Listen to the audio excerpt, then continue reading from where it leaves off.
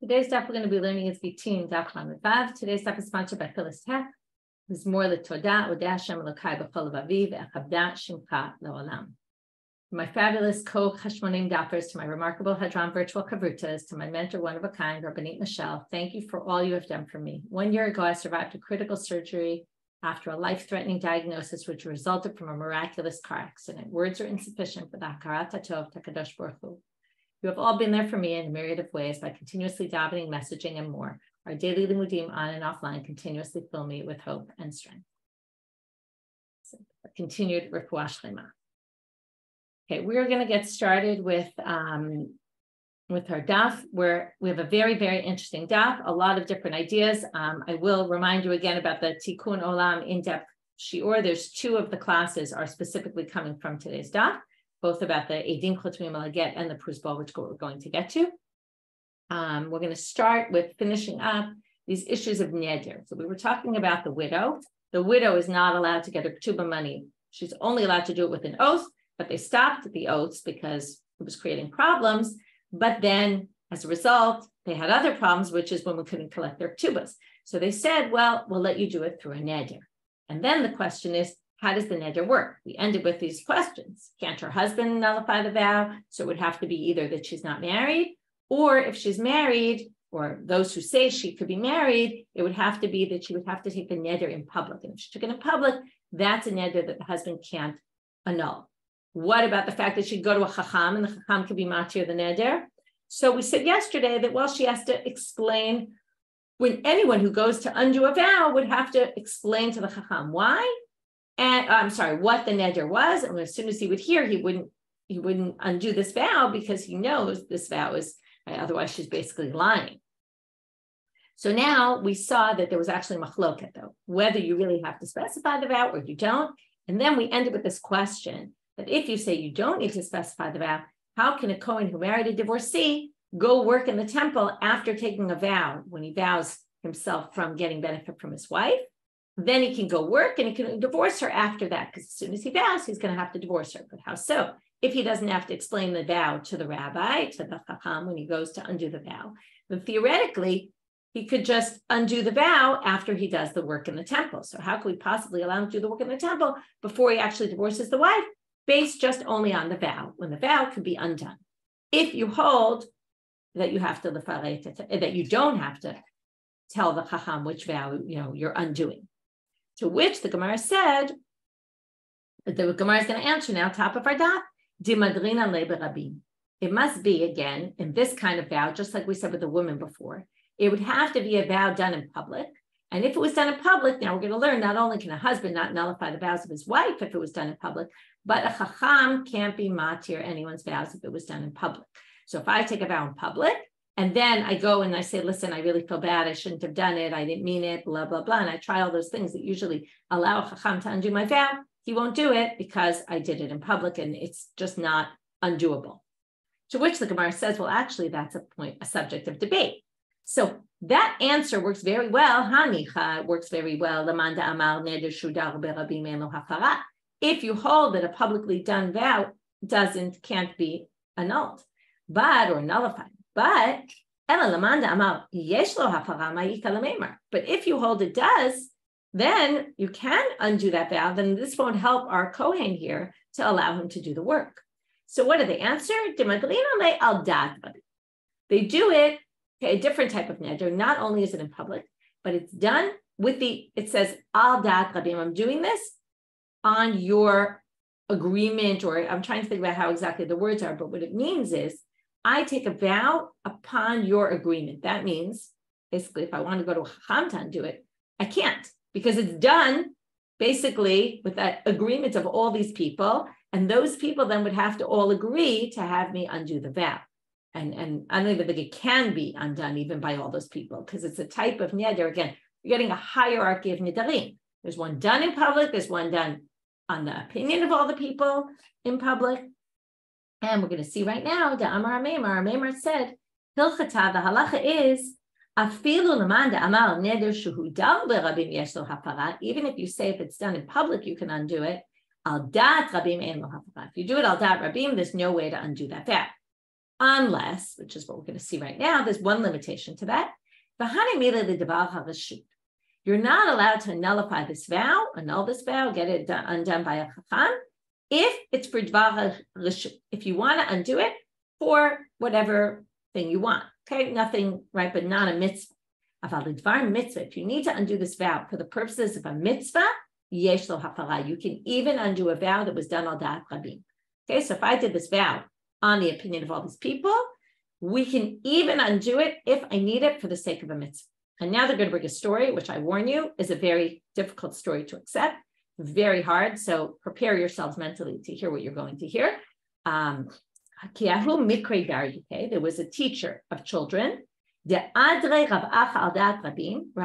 made a vow about this person, al da'at rabim, on the opinion of all these public people, that he couldn't teach anymore, to have a pasha biyanuke, because he was doing something bad to children. Okay, we don't know what this bad thing he did. Rashi claims he was beating children too much, right? Beating was kind of accepted in those days, but he crossed some line, right? Nowadays, you could just imagine, right, what that could have been. There's all sorts of, it could have been sexual, it could have been, we have no idea what he did. It could be much less worse than that, and maybe we'd rather believe that because the end of this story is going to be very harsh. Right now, you're at least happy because, okay, they understood there was a problem and they did something about it. But remember what we're trying to do here. We're trying to prove that for the purposes of a mitzvah, you can undo a vow made under those circumstances. And in fact, they undid this vow for the purposes of a mitzvah. What was the mitzvah? Ahadre Ravina. Ravina returned him to his job, undid the vow, delo ishtakach v'dieh kavate, because there was no one who was as good a teacher as he was. Okay, this is a very troubling Gemara, very hard to understand how they were able to bring this person back. You know, they don't tell you a lot of the details. So we could try to fill in details that would make us feel better. Like maybe they brought him back with someone else in the classroom with him to make sure. Maybe they brought him back under condition. He'd never be alone with the children. You know, all sorts of things. You can only hope. Also, we don't even know what pasha meant. Pasha meant he did something wrong. We don't know what. Obviously, it was bad enough that they had to make a neder in public about this. But in any case, it's a troubling story and it's difficult to understand how Ravina actually brought him back. By the way, there's something, right, notice this is a neder that someone took about somebody else. It's a little bit of a different type neder than we were discussing. Rav Acha made a neder, or Rabbim, the community would never allow this man to teach. And then Ravina undoes the vow, which is also interesting. It's not like Rav Acha himself went to undo the vow that he had taken. Anyway, right. It's unclear exactly how this neder worked, and it's unclear, obviously, the more problematic details are, right? So interesting, you're saying that I was actually thinking about that. Adre means he made him take a vow. I guess he made the person take a vow that he would never teach. Maybe that was it. Okay, that makes more sense, right? Adre is he made him take a vow. So Rav Acha made the person take a vow, and then Ravina basically undid the vow. Which is interesting. He didn't undo the vow himself, right? But maybe Ravina also brought him before the chacham and said, let's undo the vow. And maybe there was a process here of repentance, and maybe there was a whole process going on that we don't know about, and that they hopefully ensured that he wasn't going to do this to the children anymore, whatever it was he was doing. Anyway, a quite difficult Gemara to be learning, especially in light of events that we see going on all the time in this arena. And we see people dealing with it in all different ways, and people trying to say, oh, no, they're a good teacher, we should keep them teaching, when most people think, no, you know, or at least most sane people are thinking this is not a good idea. We should not let this person in a classroom, not alone with children for sure. Anyway. Moving on to something else, a little more mundane. Witnesses sign on a get mipnei tikkun ha'olam. Okay. Now, Gemara's first question is, what do you mean, mipnei tikkun ha'olam? De'oraitu. And now we're going to go back to the famous machloket, Rabbi Meir, Rabbi Elazar. Let's just review. Rabbi Meir says, when it says bechatam in the Torah, it means bechatam, sign. The witnesses have to sign based on Torah law. And that's basically what Gemara is going to say here. And remember, what does Rabbi Elazar say? It's not the witnesses who sign, it's the witnesses who witness the giving of the get. So, Gemara asks, "But tikkun ha'olam doraita oh, doraita who?" Now they say, "Isn't this doraita?" Dichtiv v'chatov b'sefer v'chatom. And now they quote a pasuk from Yirmiyahu, where he was telling people to buy land, and he said, "And write it in a book and sign it." So, what do you see here? Now, this isn't Torah law. This is the prophets, but it's saying that when you write a book, what do? You sign it. That's clear from here, and therefore it goes back to V'katav lasefer kritud. What is katav lasefer kritud in the Torah? He wrote it and obviously signed it. That's what you do with books or really documents. It's called a book if we translate it literally, but it's a document. Both these things were documents. You sign documents. We all know this. Anytime you have a document, you have to sign it. Amarabba, so how, if it's Doraita, then why are you saying it's a tikkun olam? It was already in existence. Tikkun olam is we have to change something, but this was in existence. Amarabba lo tzricha Rabbi Elazar. You need it for Rabbi Elazar, meaning the Mishnah follows Rabbi Elazar's opinion. Damal edim mesira karte. Really, it's the edim mesira, that the edim that see the get being given to the wife, that are the main edim. The rabbi said, though, let's also require edei chatima because of tikkun olam, because maybe the witnesses will die. The word maite, by the way, could mean to bring or it could mean to die. In this case, it's obviously to die. Maybe the witnesses would die. Usually it's used as to bring, just pointing out something in Aramaic. In this case, it means to die. Maybe the witnesses will die. Or they'll go abroad, and then again, what will happen?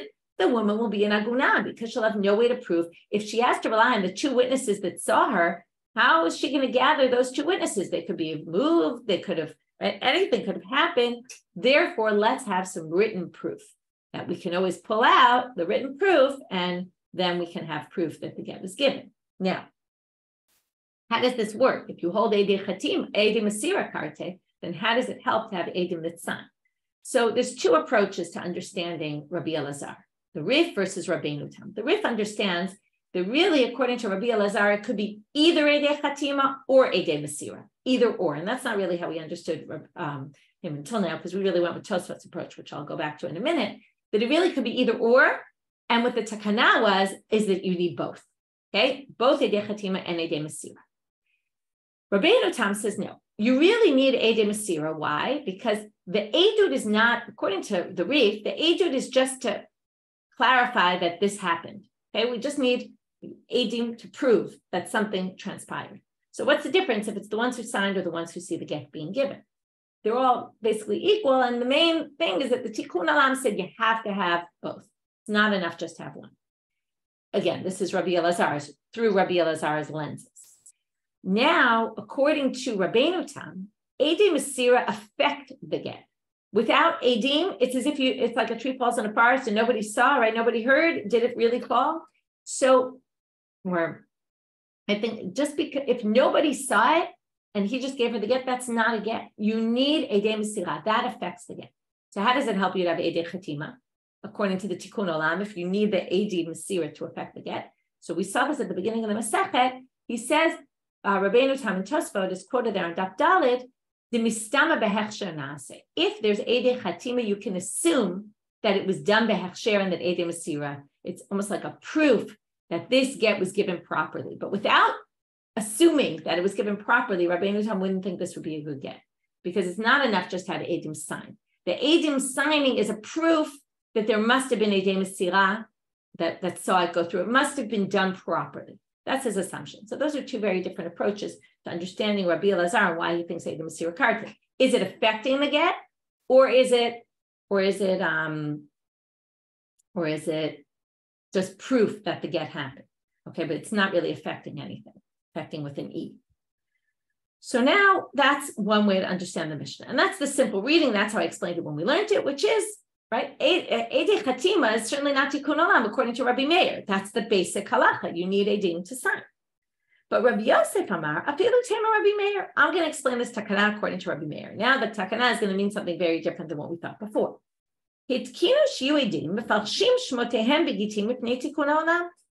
Instead of just, some people sign like a scribble, or instead of something like that, you actually have to write out your name. And why is that? Well, imagine you go to validate signatures in court. If you have a scribble, we have no idea whose signature that is, right? Nowadays, we write the name, right? We print it, and then someone signs next to it. But it could be that in those days, maybe they just signed a scribble and they didn't write their name underneath. Or we're going to actually see a different explanation in a minute here in the Tosefta. But the tikkun olam was we need their name written out so that we can identify whose it is. So when we go to clarify this get and see if it's validated, we need to know who the signatures are. So it's much easier to figure out if you can find the person and then say, okay, sign your name and let's check.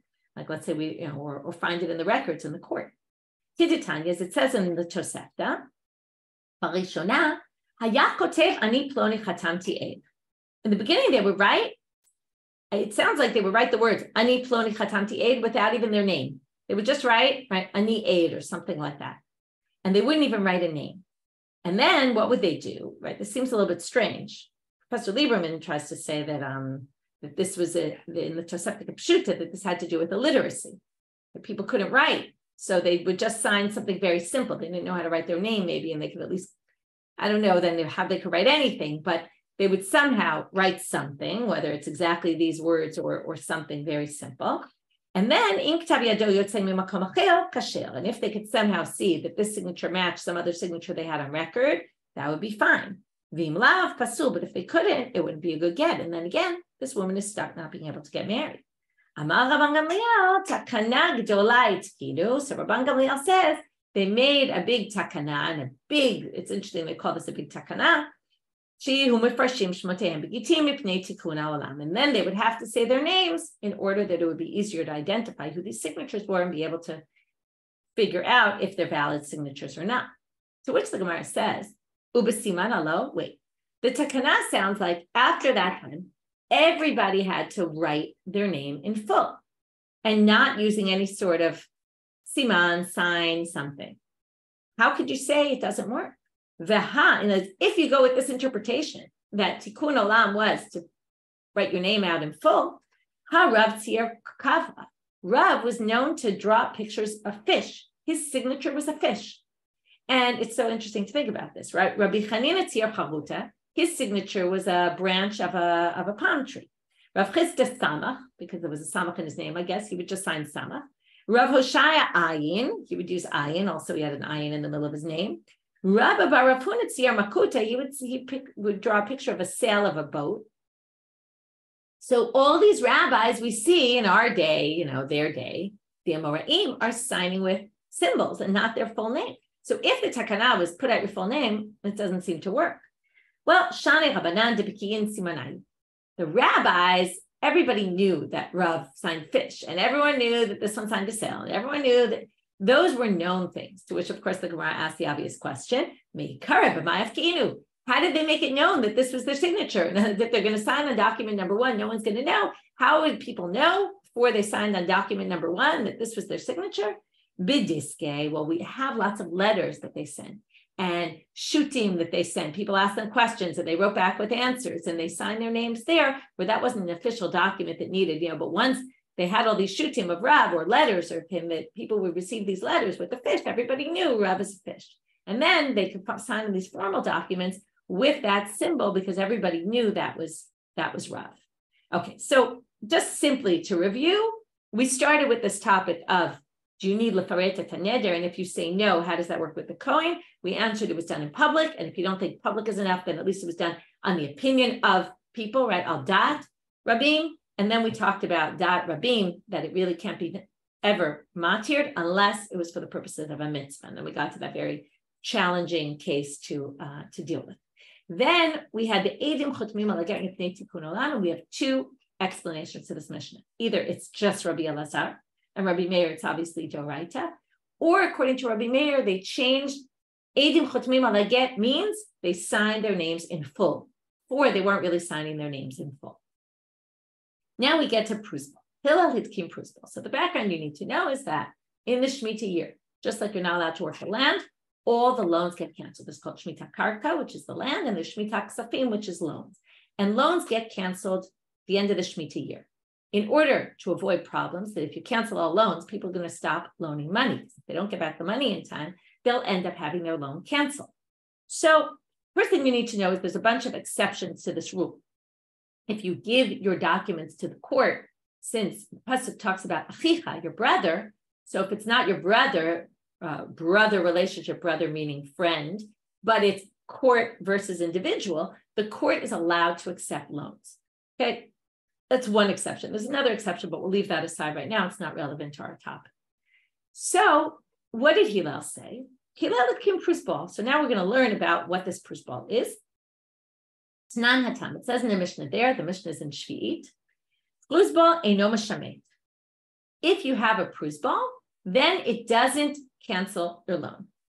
So now, Zeh echad min hadvarim she'itkin Hillel hazaken, who was living, by the way, in the Second Temple period. This will be relevant in a minute. Shera'a ta'am shenimneu milahavot zeh. He saw that people stopped loaning people money. And he said, they were going against us an explicit Torah pasuk, which says, be careful not to be a bad person. Okay, have something bad in your heart. I'm going to keep reading the pasuk even though it's not in the Gemara. You're going to say the shmita year is just around the corner. And your eyes are going to look badly upon your brother, meaning you're not going to have a generous eye. You're going to be more stingy. Ha'evyon, and you're a poor brother. And you won't give him a loan. This will be bad in the eyes of God, and you'll sin because you don't give a loan. And he saw that people were doing that. They were going against this pasuk in the Torah.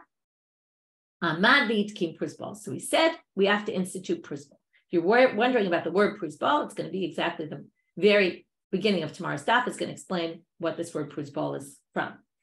V'zehu gufo shel Pruzbol. This is the way it works. This is the words of the Pruzbol. It's a document that you do in the court, and you write the following thing. And we already saw this. Mosrani lachem ploni. Okay, the last time we saw this, it actually said ploni or ploni. Here they skipped the other one. But that was the whole proof of Rav Nachman that judges could be two.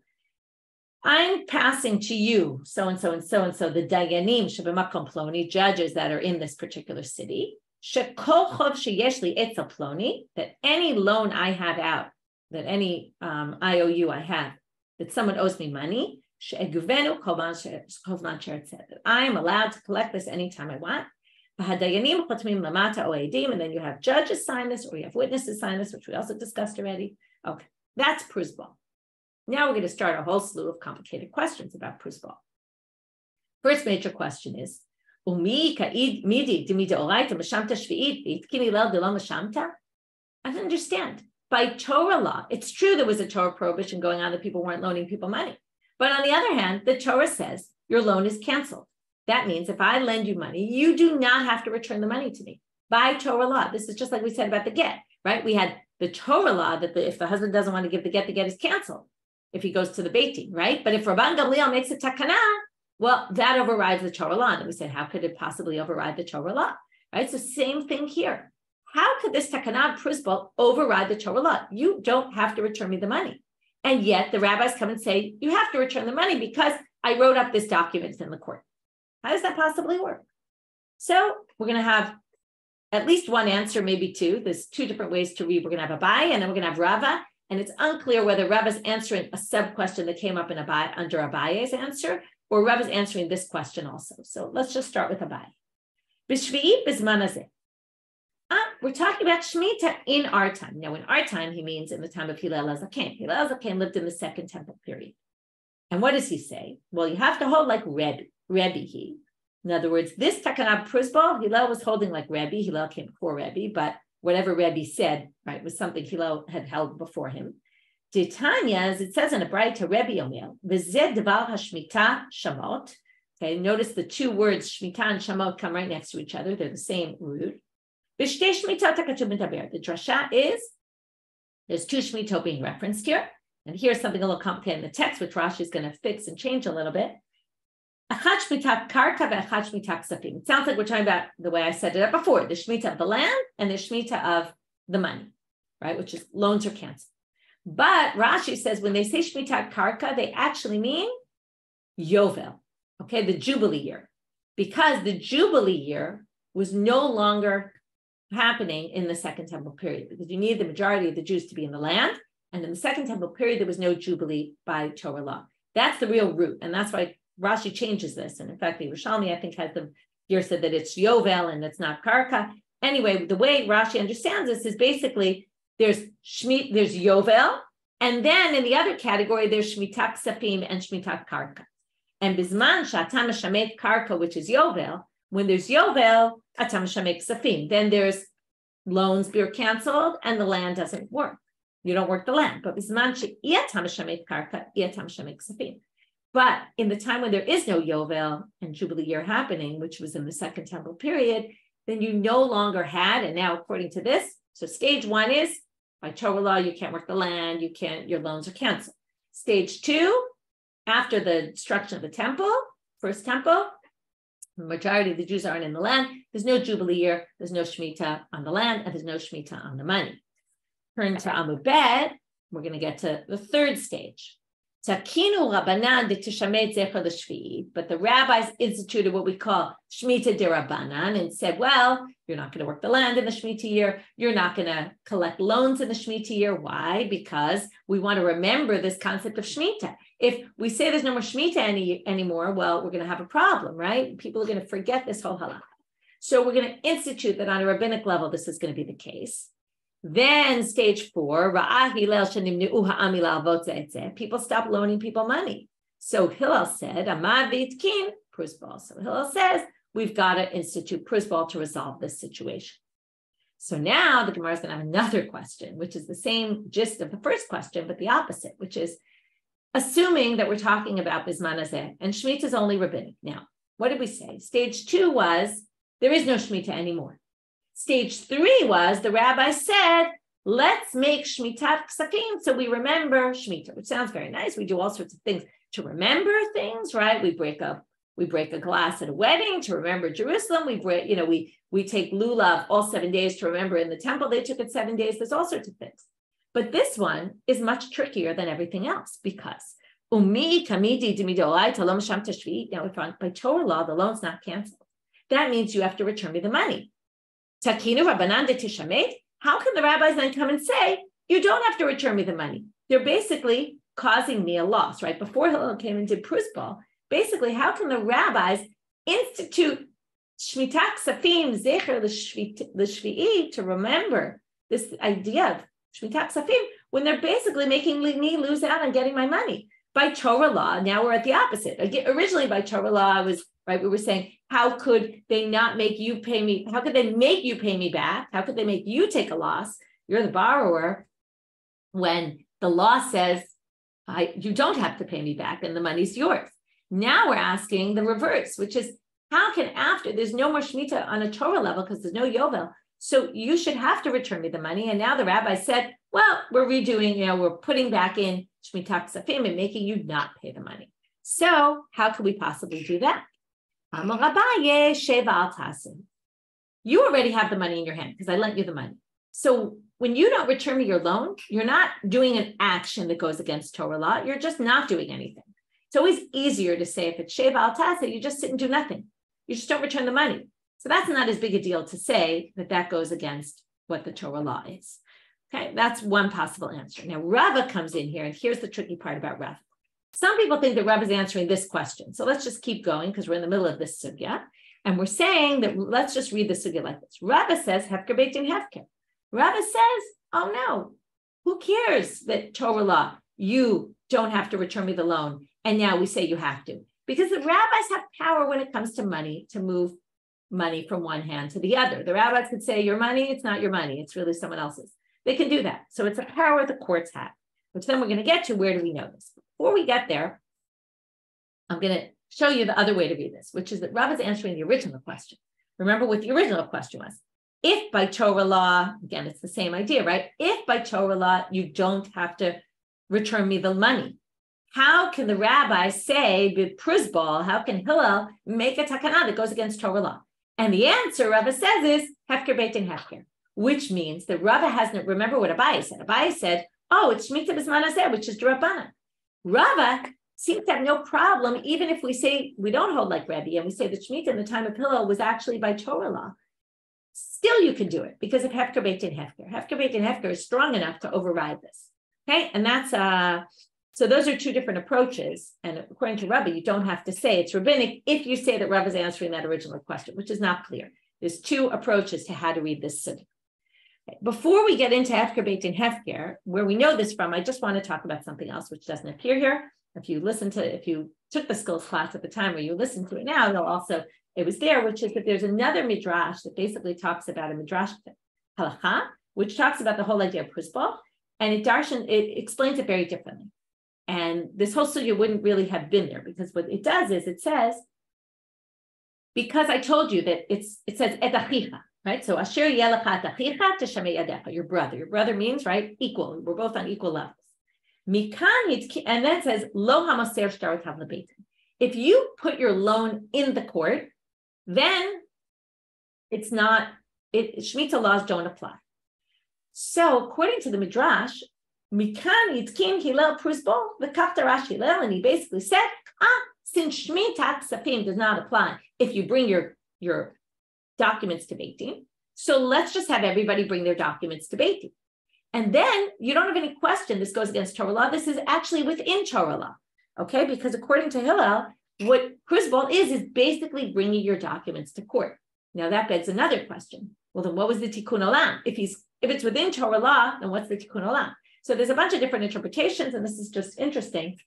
Some people say he just popularized this law. People didn't know it. So we just told everybody, listen, if you bring your documents to court, and he called it Pruzbol, then, maybe for marketing purposes, right? And he said this name. He said, this is what you do. Everybody bring your documents to court. Now, this would only work then if you actually had a document. What if you had an IOU that wasn't written? What if I lent you money orally? Then this wouldn't help at all. And there's a machloket about whether Pruzbol helps for oral or not oral loans. Okay, does it have to be written down in the document or not? The other thing, the Rishba explains that no, Hillel did more than just popularize the law. Because this isn't exactly, and this is the debate, is Pruzbol giving your documents to the court? It's not exactly. If you look at the language, it says, I'm giving to you, right? I'm saying before you, almost like a declaration, that any obligation I have, I will be able to receive anytime I want. It's not exactly giving your documents. And what the Rishba says is what Hillel did was he said, even if you don't physically give your documents, let's say your documents are somewhere else in a different city and you don't have them on hand.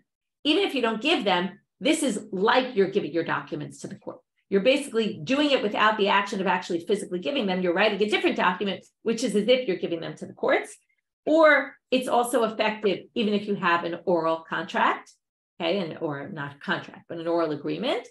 And he says that also people might not do it if you make them bring all their documents to court. So this just makes it easier for people that you just have to write this one document, have it validated in a court, and then you're done rather than having to bring all your documents. He made it easier for people. Okay, so there's different explanations about what exactly happened here. If we really connect it with Moser Shor Tav Lebeitin, then it resolves all these questions of Doraita, because by Torah law, there is no shmitat kesafim in this. And this is two different approaches that exist about Pruzbol. Okay, so this always happens, really. We just don't always get into it, which is that there's different approaches among the Tanoim even about understanding how things work. Okay, next question. Yitkin Hillel Pruzbol lidari hu detakin. Oh, sorry, I skipped the whole thing about hefker beit and hefker. Let's go back. So Rav had said hefker beit and hefker. So now they said, how do we know hefker beit and hefker? This is finally, we've been talking about this a long time, but here's the source. That the rabbis have the power to move money from one to the other. The Amar Rabbi Yitzchak, minayin shehefker beit and hefker. Shenema b'chol asher lo yachol lavod shloshat hayamim ba'atzat hasarim v'azkenim yecharam kol rekusho v'hu yibadel mikahal hagolah. Pasuk from Ezra, where basically Ezra invites all the people to come to a central location. He invites them all to come, all these people who are married to Gentile women, and he wants them to basically separate from their wives. And he says, anyone who doesn't come, we will take all your money. We'll confiscate all your money.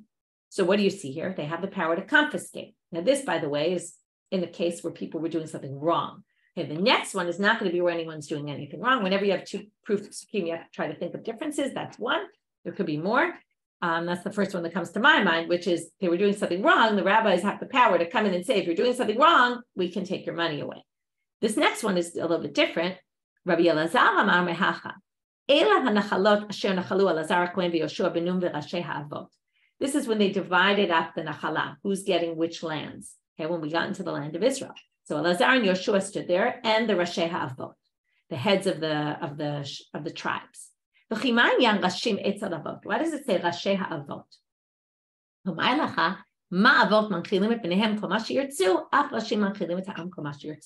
The reason why they talked about fathers here, when it talked about the heads, because it's saying the fathers have the power like the heads do. A father can decide who's getting what of the inheritance, even though the poor is supposed to get double, and everyone else gets one portion, and only the boys and not the girls, but the father can decide how he wants to divide up his property any way he wants.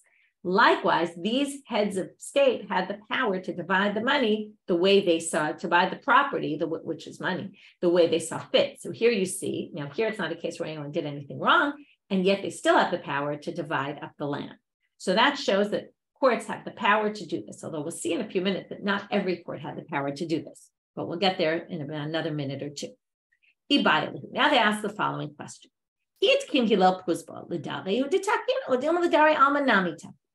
Was this a takana forever, for future generations, or was it just for his generation only?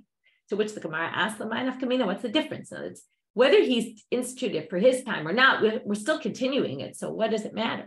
Well, libitule, if we want to ever get rid of it, we see, let's say, we're living in a generation where there's very generous people. They'll give loans anyway. They don't care if the loans are canceled. So maybe we don't need it anymore. Maybe we can go back, because remember, it's a seesaw here. If you do something good for the lenders, then you're doing something bad for the borrowers. Maybe we want to go back to this concept of Torah law, that the loans are canceled and people get a clean slate and the poor people get a pardon kind of thing. So, if it was just for his generation, we could get rid of it very easily. But if he did it for future generations, you can't just undo something a court said, even if the reason's not relevant anymore. Let's say people loan money without a problem. Then you need people who are bigger, more wise than the previous generation, which usually doesn't happen. And b'minyan, that's all question what it means b'minyan. Like you need more people there. So could be just, in some way. Minyan, because usually they did it in a minyan of X number of people, especially for the Sanhedrin Agadol, they did it 71. You're not going to take more than 71. So it's a little tricky always to understand what minyan means. Anyway, so what's the story? Tashma, let's learn it from here. The Amar Shmuel, lo katvin Pruzbol ele ibe beidina desura ibe beidina dinahardea. You can only write Pruzbol in the big main cities, Surah and Nahardea, the courts there. The Isak Datak Ladari Almanami Takin, if he instituted for future generations, Bishar Beitinami Lektibu, you should be able to do it anywhere. Shouldn't matter what court. If he did something, here's an interesting assumption. If it was for all future generations, it must mean in any court. But the Gemara is going to reject this and say, what do you mean? Dilma ki takin Hillel Ladari Alma ki gon Beidina Didei Ucharabami Barabasi Dalim Alav Kuim Mamona Aval Kule Alma Lo.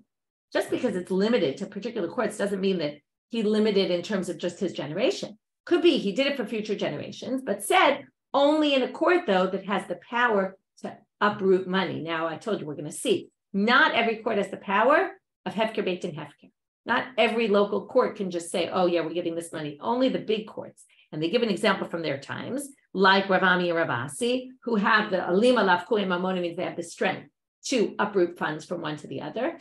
And then it could mean, didn't prove anything, it could mean that Hillel did it for future generations, but it has to be done in the way like his court was then. But not the Kule Alma, not any other court. Tashma, let's try another attempt to get to our answer. Amar Shmuel, hi Pruzbol, Ulbina Dedayanehu. This is the embarrassment of the judges. This is a terrible thing, this Pruzbol. If I was strong enough, abatlini. If I had enough guts, let's say, okay, at least right now, that's what we think it means. If I had enough guts, I would get rid of it. To which the Gemara says, abatlini. How could he say if I had enough guts? Even if he had enough guts, he wouldn't be able to do it. Right? This would prove it. Because if he thinks he can get rid of it, it must be that he really could, because Hillel only did it for his generation. If Hillel did it for future generations, there's no way he'd be able to do it. To which they say no. In other words, you can explain it in both ways. Either you can explain it, if I had enough guts, I would do it, but I don't have enough guts, but theoretically I could, because he only did it for his generation. Or you could say he did it for future generations, and what he meant was, not if I had enough guts, but if I was bigger than Hillel and I had more clout than him, I would be able to undo his takana, but I can't.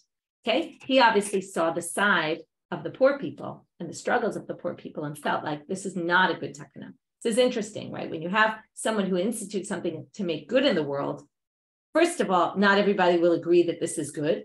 And all the more so, not only will not everyone agree, but it could be in future generations, it's no longer a good thing. It might have changed. So he was against this and basically thinking that, it would be great if he would be able to do this, but he can't because his hands are bound because it was done by Hillel and he's not greater than him and he can't do it. So either which way, this didn't prove our point about what we were looking for, which is, did Hillel institute it for now or for future generations? Rav Nachman Amar Akaymena. Rav Nachman, as opposed to Hillel, Shmuel, who said, I would get rid of this. Rav Nachman says, I would keep this. To which the Gemara says, Akaybenu, Hamakai Bakai. What do you mean you would keep it? It's already kept. What are you talking about? Hachi Kamar. No, this is what he meant to say. I would say that even though this isn't written, meaning even if you personally, okay, this was something that at the end of the Shemitah year recently, people went around saying you should sign a Pruzbol agreement. Even if you don't have loans, maybe you loan someone money, maybe you don't remember. What he was saying is, even if you didn't sign that Pruzbol, I would make it as if you signed a Pruzbol. And I think this is so important. And here you see it wasn't necessarily maybe a difference in the time, but they argued over whether this is a good thing or this is a bad thing. Okay, so that was an aside we got to only because we brought Shmuel to try to get an answer to our question. But in the end, we get into this very fascinating discussion. Should we keep Pruzbol? Is it a good thing or is it not a good thing? Now that they mentioned this ulbana dedayane that Shmuel said, they didn't really have, the Hebrew word elbon means to disgrace, or lahaliv is also to insult someone. It's like an insult of the judges. So now, like maybe it opens the room for people to insult judges. So now they say, who they ask the following question. Hi ulbana, lishna de chutzpahu or lishna de nichutu. Is this does it mean it's the chutzpah of the dayanim? It's terrible that they do this? Or is it nichuta? Is it a good thing? They didn't know what that word meant. So Tashma, let's learn it from here. Damar ula aluva kalash zinta b'kerev kupatan. This is a reference to the Jews, and now we're getting off on a total tangent that we'll finish with now, we'll finish our daf with, which is the Jewish people, when they were the bride, right after they got the Torah, they built this golden calf. So Amar Mary Barad bat Shmuel. It's like a bride who engages in prostitution at her chuppah, basically. So Rabbi Meir, the daughter of Brad bat Shmuel, the son of the daughter of Shmuel, Maikra, what's the pasuk? Ad shamelech b'nisibo nirdina tamrecho. This is the pasuk to prove it. It's from Shiur Shirim, which says while the king is still in his celebration, the perfume already starts to turn bad. Okay, it has a bad smell. That's what a reference to the Jewish people.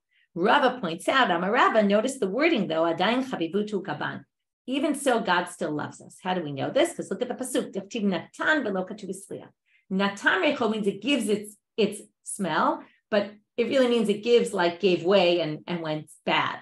But it doesn't use the word hisliach, which would be really smells awful. It uses the word natan. It's a softer word to say the same thing, to show that God still loves us, even though we did this. Tanu Rabbanan hane'alavim ve'enan ovim. Shomim cherpatam ve'emeshivin osim me'ava usmechim yisurin alehem achtuv omer bo'avav ketzeit hashemesh b'gvurato. This is a pasuk. Let's start from the end. Those, right? These are those who God loves. It's like the sun coming out in its glory. These people, who are these people, and why do we bring this? Because it says ne'alavim ve'enam ovim. It's another proof of what this means. Ne'alavim is people who get insulted and don't insult back. Right? It's very easy when you get insulted to start insulting back, but if you're just quiet and you don't insult back, that's those who God loves. Shomim cherpatam ve'emeshivim. People criticize you and you don't respond and say, "Oh, that wasn't me," or "Oh, I didn't mean it," or "Oh," and try to immediately respond, but you're just silent. You worship God out of love and you're happy when God punishes you. Those are the people who are considered those who God loves. Okay, we'll get to my Pruzbol, and what does the word Pruzbol mean? We'll start with that tomorrow. So again, what we started with was the vows, the different kinds of vows. We went to the 18 Chutmim Malaget, 2 ways of reading it, either like Rabbi Elazar only, or also like Rabbi Meir, and how we could explain it according to him, what the takana was, and then it's a whole different takana, that they have to actually sign their names rather than, right, just sign scribble or I'm an aid. Then we had Hillel at Kim Pruzbol, and we started asking, how could he do something against Torah law? And then we said, how could the rabbis have instituted shmita on a rabbinic level? If you say it was rabbinic, how could the rabbis have instituted shmita on a rabbinic level if there really is no shmita kesafim? And again, there were either 2 answers to the first question or possibly 2 answers to the second question. depending on how you read Rava. Then we had 2 explanations for where we get Hefker, Beit, and Hefker from, 2 different psukim. Then we asked if Hillel instituted Pruzbol for his generation or for future generations. Within that, we got to this interesting machloket Shmuel and Rav Nachman, whether Pruzbol is a good thing or not a good thing. And then we went to the etymology of the word elbon and where we get ne'elavim, is that a good thing or a bad thing? And showing about this relationship of God and the Jewish people, getting off on a total tangent about the Jews sinning in Chetei. With that, we'll finish for today. Tomorrow, we'll get to more about Pruzbol and what the word Pruzbol means. Have a great day, everyone.